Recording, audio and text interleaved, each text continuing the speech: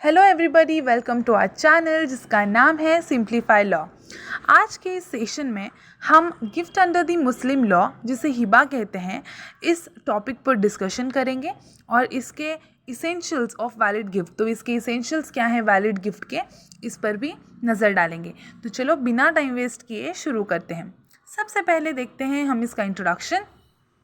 देखिए, under Muslim law the concept of gift developed much during 160 AD to 650 AD.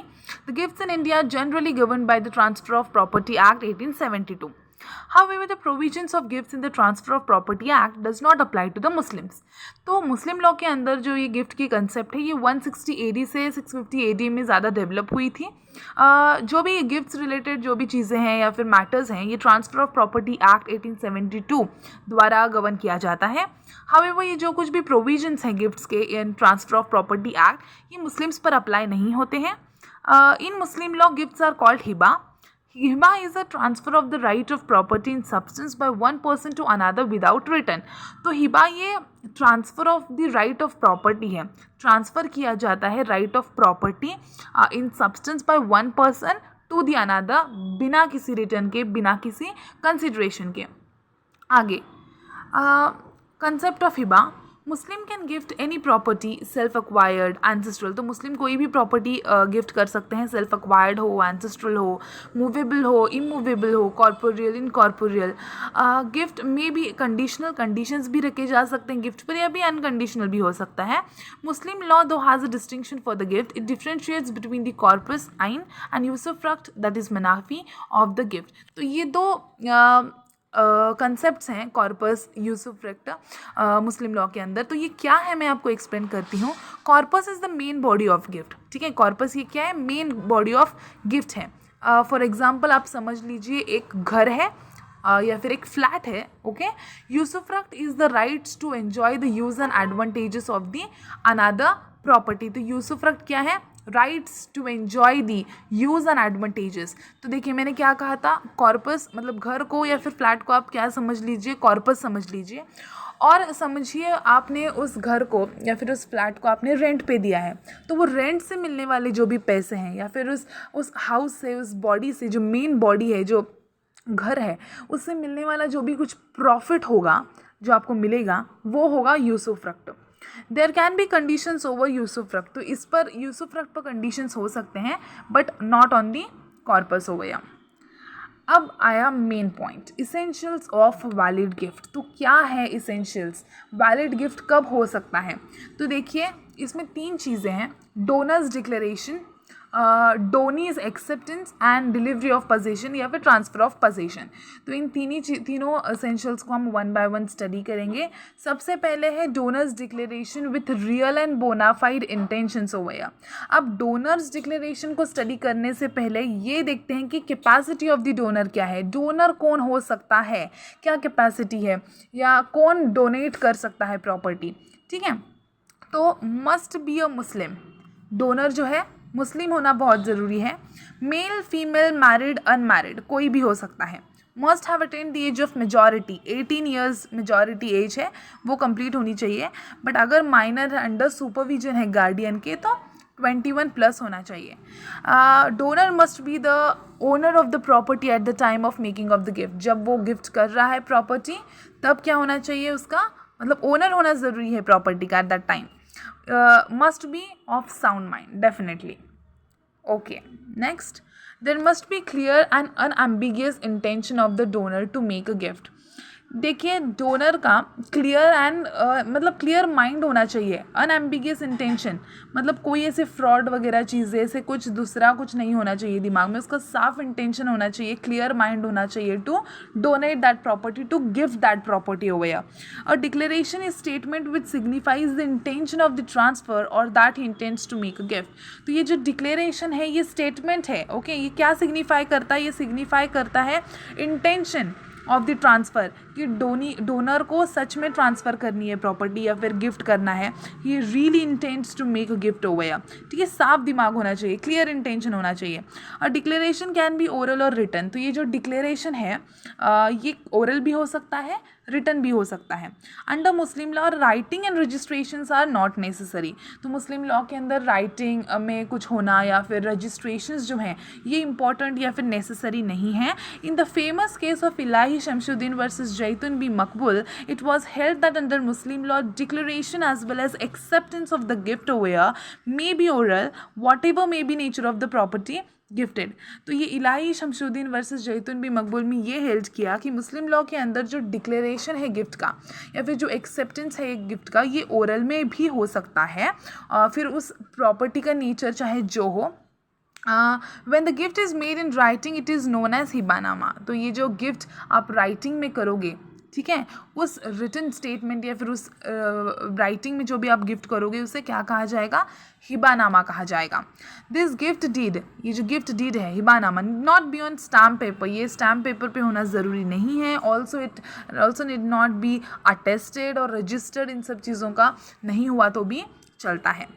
The declaration should be free from all the impediments such as inducement, threat, coercion, fraud should be made with a bona fide intention। तो बिना किसी threat के, बिना किसी coercion, fraud, बिना किसी दबाव, डर के ये डिक्लेरेशन होना चाहिए, शुड बी फ्री होना चाहिए, ठीक है, बोनाफाइड इंटेंशन होना चाहिए।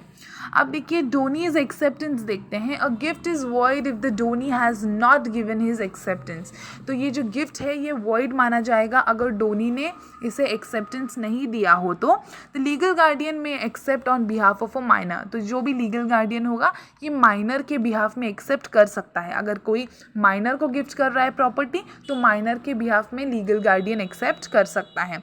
Hiba in favour of a minor और फीमेल इज ऑल्सो वैलिड। और चाइल्ड इन द मदर्स वोम, ठीक है, देखिए जो चाइल्ड है मदर्स वोम में वो भी कॉम्पिटेंट है डोनी बनने के लिए, ठीक है, उसे भी आप प्रॉपर्टी गिफ्ट कर सकते हो, लेकिन डेट ऑफ डिक्लेरेशन से उसका 6 महीने के अंदर बॉर्न होना बहुत ज़रूरी है।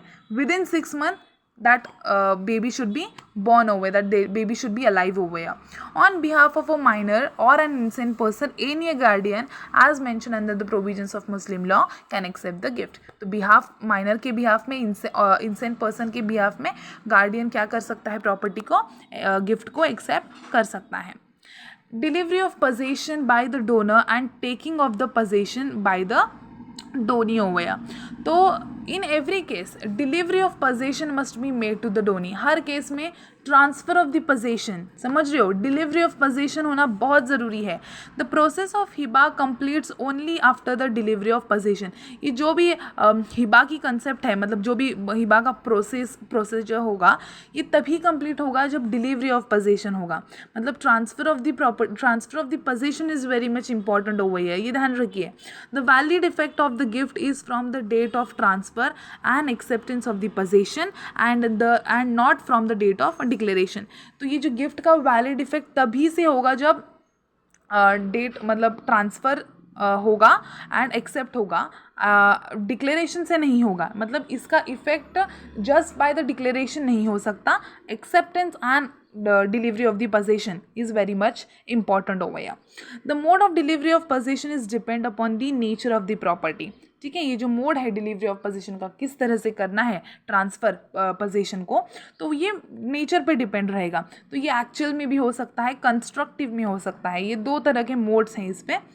एक्चुअल डिलीवरी या कंस्ट्रक्टिव डिलीवरी क्या है मैं आपको बताती हूँ। देखिए actual delivery it is the delivery of the gift which is being made is physically transfer to the donee. जो भी डिलीवरी मतलब जो भी गिफ्ट किया है आपने उसका फिजिकली ट्रांसफ़र होना, उसका फिजिकली पोजेशन डोनी के पास होना बहुत ज़रूरी है।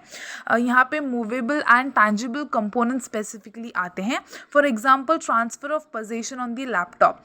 देखिए फॉर एग्जाम्पल अगर आपने किसी को लैपटॉप गिफ्ट किया है तो आप क्या करेंगे, उसका पोजीशन कैसे देंगे डोनी के पास, तो आप वो फिजिकली, ठीक है, जाकर मतलब डिलीवर करेंगे। तो ये होगा एक्चुअल डिलीवरी, ठीक है, physically transfer of the gift over to the donee. अब कंस्ट्रक्टिव डिलीवरी में क्या है, the transfer of immovable and intangible property is not so possible. तो यहाँ पे थोड़ी सी इमूवेबल एंड इनटैंजिबल कंपोनेंट ज़्यादा आते हैं यहाँ पे कंस्ट्रक्टिव डिलीवरी में, तो इनका फिजिकल ट्रांसफ़र होना it's really not possible. So it is just a symbolic transfer of the property और we can say transfer of title by law. ठीक है, आप सिम्बॉलिक डिलीवरी कर दीजिए या फिर सिर्फ ट्रांसफ़र ऑफ टाइटल दे दीजिए, चल जाएगा। For example transfer of position of a house by giving keys and it's documents. देखिए अगर आपने किसी को एक घर गिफ्ट किया है, ठीक है, एक हाउस गिफ्ट किया है, तो फिज़िकल ट्रांसफ़र ज़रूरी है, इसीलिए आप उस घर को उठाकर तो किसी को नहीं दे सकते because it is next to impossible. तो ऐसे टाइम पे आपको क्या करना है, आप कीज़ दे देंगे और उसके डॉक्यूमेंट्स जो भी होंगे वो आप दे देंगे। तो यहाँ पे क्या है, ये कंस्ट्रक्टिव डिलीवरी है, where it is not possible to deliver a particular gift और delivery of possession physically over here. That time you can just give you can just do a symbolic transfer of the property or just transfer of title. उनके नाम कर दीजिए, उनको keys दे दीजिए, उनके नाम पर सब डॉक्यूमेंट्स कर दीजिए, बात ख़त्म। ये है कंस्ट्रक्टिव डिलीवरी। ओके, तो आज हमने हिबा ये क्या है ये डिस्कस किया और साथ में इसके वैलिड गिफ्ट के इसेंशियल्स देखे कि कब होगा वैलिड हिबा या फिर वैलिड गिफ्ट कब होगा, उसके इसेंशियल्स क्या हैं, ये हमने डिस्कस किया। अगर आपको ये वीडियो पसंद आया हो, अगर आपको ये सेशन समझ आया हो, तो प्लीज़ इस वीडियो को लाइक कीजिए, कमेंट कीजिए, बताइए आपको लेक्चर्स मतलब सेशंस कैसे लग रहे हैं। Thank you. जुड़े रहिए, स्टे ट्यून्ड, लाइक कीजिए, शेयर कीजिए, चैनल को सब्सक्राइब करना मत भूलिए, प्लीज़ इस चैनल को सब्सक्राइब कर दीजिए।